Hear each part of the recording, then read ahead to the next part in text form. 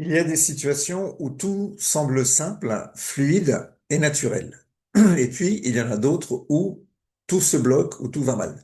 Le cœur bat plus vite, la voix se serre, les mots ne sortent plus. Alors cela arrive quand on doit parler en public, face à un groupe ou parfois simplement devant quelques personnes. Et pourtant, si on regarde bien, parler, c'est l'un des gestes les plus humains qui soient. Prendre la parole, ce n'est pas seulement transmettre un message, c'est se rendre visible. Prendre la parole, c'est également s'exposer.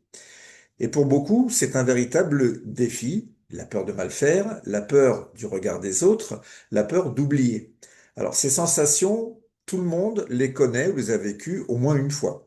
Et même les personnes les plus expérimentées peuvent ressentir cette gêne à un moment ou à un autre. Et si finalement cette peur n'était pas un obstacle, mais un élément que l'on peut maîtriser? Eh bien, c'est précisément l'objet de notre rencontre aujourd'hui. Bonjour tout le monde, démarrons.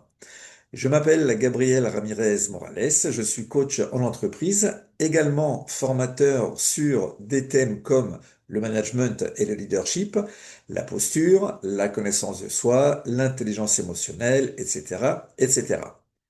Et pendant une quinzaine de minutes, aujourd'hui, je vous propose de découvrir quelques pistes pour comment oser prendre la parole avec de la confiance, avec de la présence et surtout avec de l'authenticité. Alors rassurez-vous, je ne vais pas vous donner un cours d'éloquence. Je vais simplement vous inviter à regarder différemment ce que signifie oser parler. Alors, avant de comprendre comment oser prendre la parole, il faut d'abord comprendre ce qui se joue, ce qui se passe à l'intérieur de nous quand on doit parler devant les autres. La peur de parler, c'est surtout pas une faiblesse, c'est une réaction naturelle qui est profondément humaine. Quand on s'exprime en public, le corps et le mental se mettent en alerte comme s'il y avait un danger.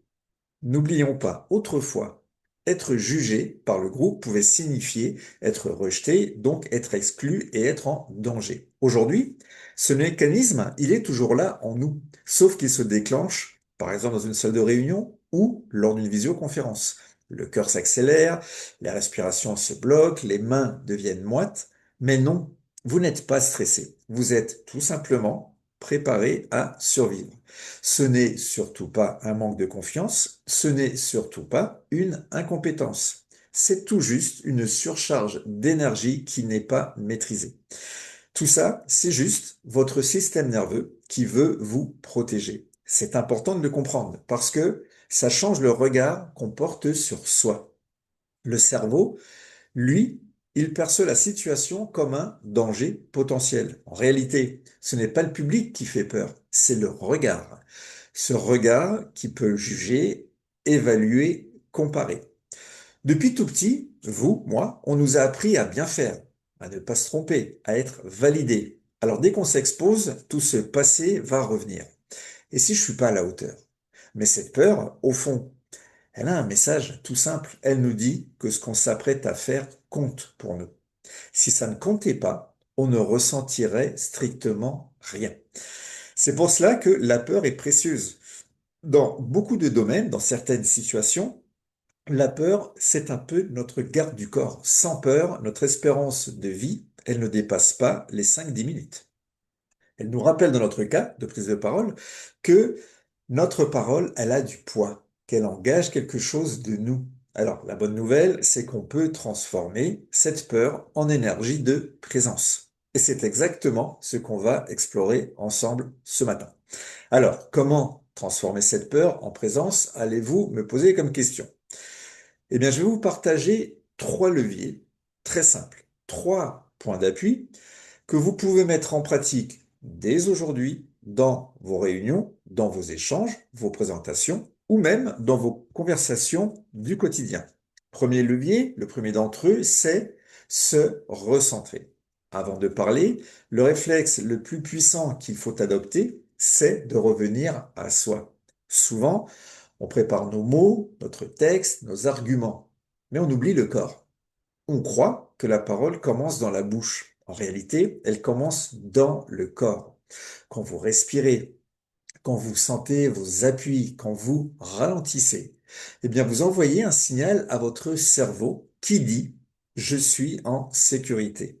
Le corps, c'est votre socle. Quand il est ancré, quand il est calme et présent, votre voix va suivre tout naturellement. Essayez ceci avant de prendre la parole la prochaine fois. Posez vos pieds fermement. Sentez-les. Respirez profondément 3 fois. Cette simple respiration signale à votre cerveau, tout va bien, je peux y aller. C'est un moyen rapide de faire descendre la tension et de retrouver votre centre, de retrouver votre corps. Rien que ce geste, il va vous reconnecter à vous-même. À partir de là, la voix se pose, le regard se stabilise, les mots viennent naturellement, le trac se calme quand vous allez passer de je veux bien parler à je veux partager quelque chose d'utile. Alors, autre moyen très puissant pour préparer sa parole, ça va être de visualiser avant de parler.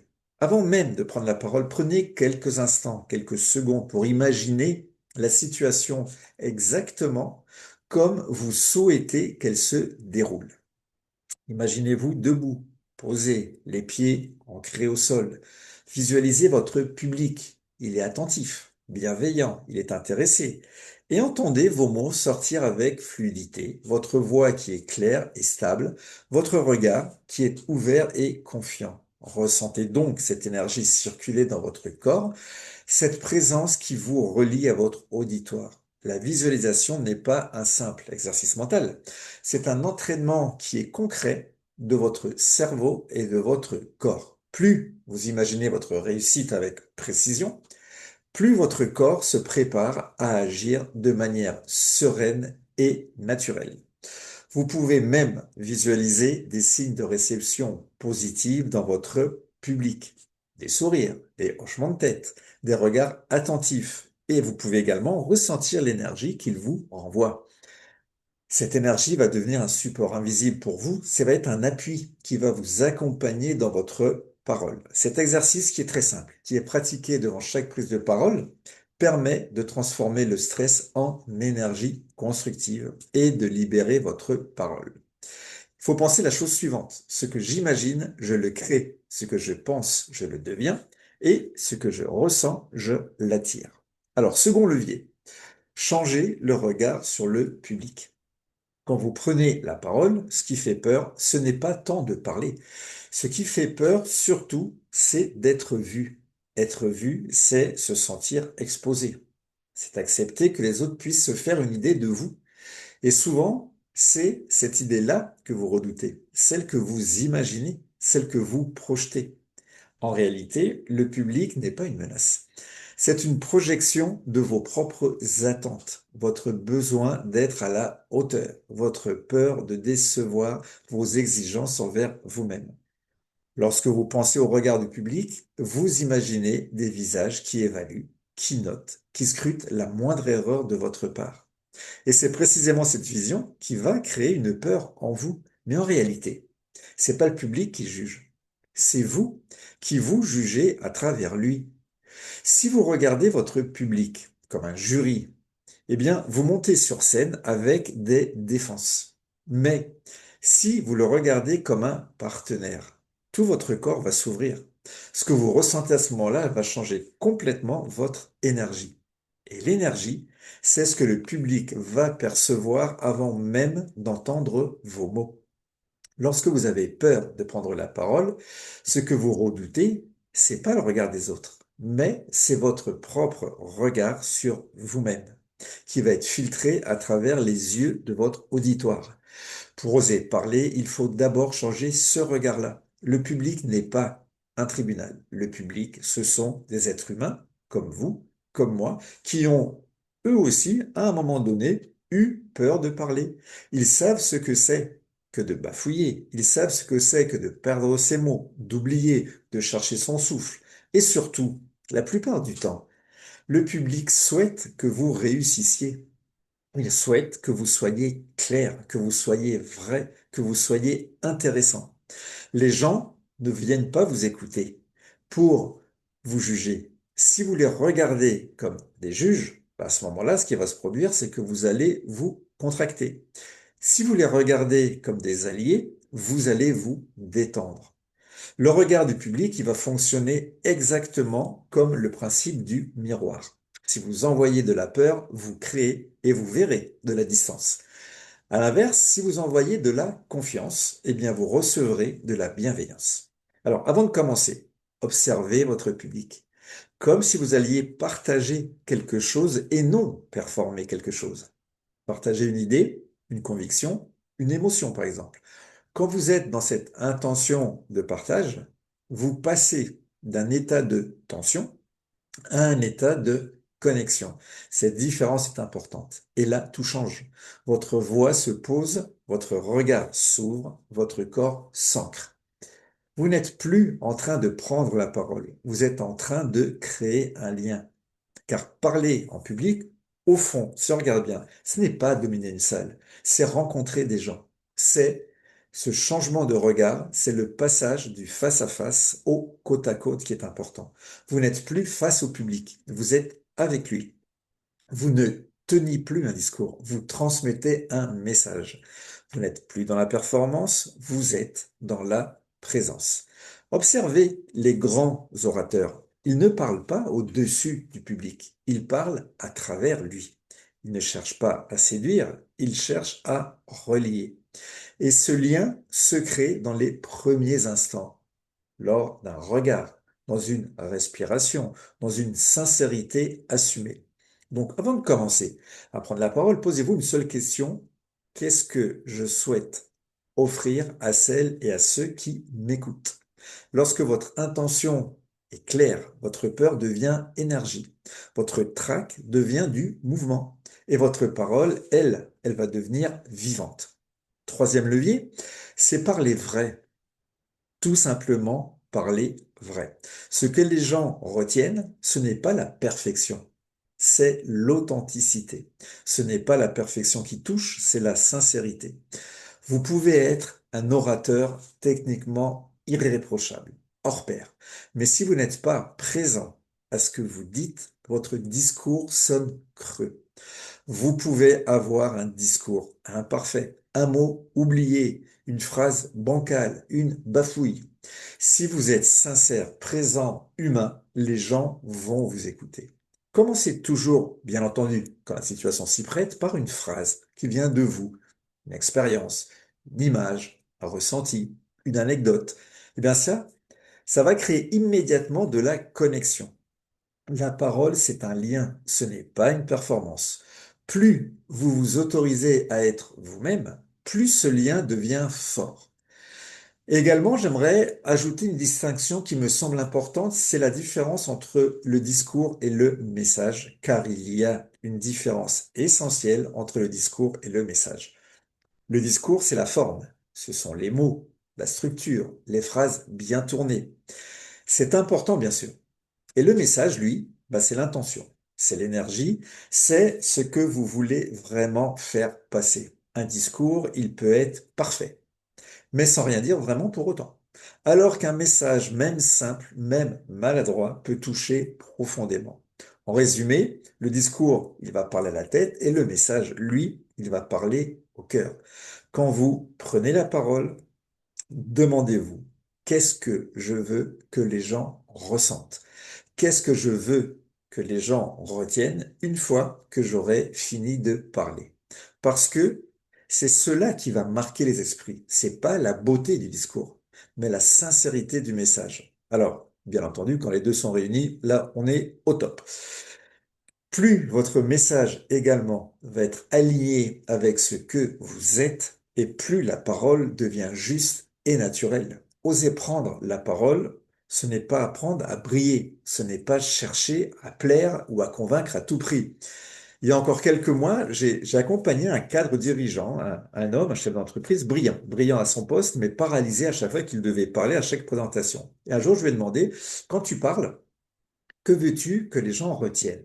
Et il me répond, je veux qu'ils retiennent que je maîtrise le sujet. Donc là, je lui ai dit, écoute, change d'optique, essaye autre chose. Parle pour qu'ils comprennent, pas pour qu'ils t'admirent. Je peux vous garantir que la fois suivante, tout a changé. Il y avait moins de rigidité dans son discours, il y avait beaucoup plus de sincérité. Et c'est là qu'il a commencé à vraiment toucher son auditoire. Donc, nous approchons de la conclusion. J'aimerais rappeler une chose essentielle, tout en précisant que la prise de parole ne concerne pas uniquement les orateurs professionnels. Bien sûr que non. Également, les cadres, les managers, les dirigeants, ils en ont besoin de cette prise de parole pour inspirer, fédérer, convaincre. Mais il n'y a pas que. Les enseignants aussi, eux qui doivent capter l'attention, transmettre et donner envie d'apprendre. Les entraîneurs sportifs qui parlent pour motiver, pour recadrer, pour galvaniser les équipes, les athlètes, les formateurs, les soignants, les étudiants, etc., etc. En réalité, oser prendre la parole, c'est oser exister face aux autres, partager ce qu'on porte, donner une direction, une émotion, une conviction. Donc, oser parler, ce n'est pas un acte de performance, c'est un acte de présence. Et ça, que l'on parle devant 10, 100 ou tout simplement deux personnes. Oser prendre la parole, c'est avant tout oser se montrer. C'est accepter d'être vu tel qu'on est, avec nos forces, nos doutes, nos maladresses parfois. On croit souvent que la parole, elle doit être parfaite. En réalité, ce qui touche les gens, c'est la vérité qu'on dégage quand on parle. Quand vous pouvez avoir la plus belle diction du monde, mais si vous n'êtes pas présent à ce que vous dites, les mots vont glisser et ils ne serviront à rien de constructif. Mais à l'inverse, quelques mots qui vont être très simples, mais qui vont être portés avec sincérité, ils peuvent créer une émotion, un déclic et assez souvent un souvenir durable. Donc, la prochaine fois que vous aurez à prendre la parole, ne cherchez pas uniquement et strictement à bien parler. Cherchez à être là. Respirez, posez-vous, regardez votre auditoire, tout votre auditoire. Même si votre auditoire ne partage pas vos idées, ce n'est pas pour autant un ennemi. C'est tout au plus un adversaire, mais surtout pas un ennemi. Quand on prend la parole, on ne combat pas. Et puis, laissez votre message sortir comme il vient, parce que la parole, ce n'est pas seulement un acte de communication. Merci à toutes et à tous pour ce moment partagé. J'ai été et je suis ravi de partager du temps avec vous sur ces thèmes que j'apprécie particulièrement et qui me font me lever chaque matin très heureux à être aux côtés de personnes de tous bords et de toutes situations, mais qui ont besoin et envie d'oser. N'hésitez pas, osez. Je vous souhaite une excellente continuation et à très bientôt pour le prochain webinaire dont le thème sera le leadership positif, faire grandir sans dominer. Je vous souhaite une excellente journée, une très très bonne continuation et vous dis à très bientôt. Bye bye les amis, ciao ciao.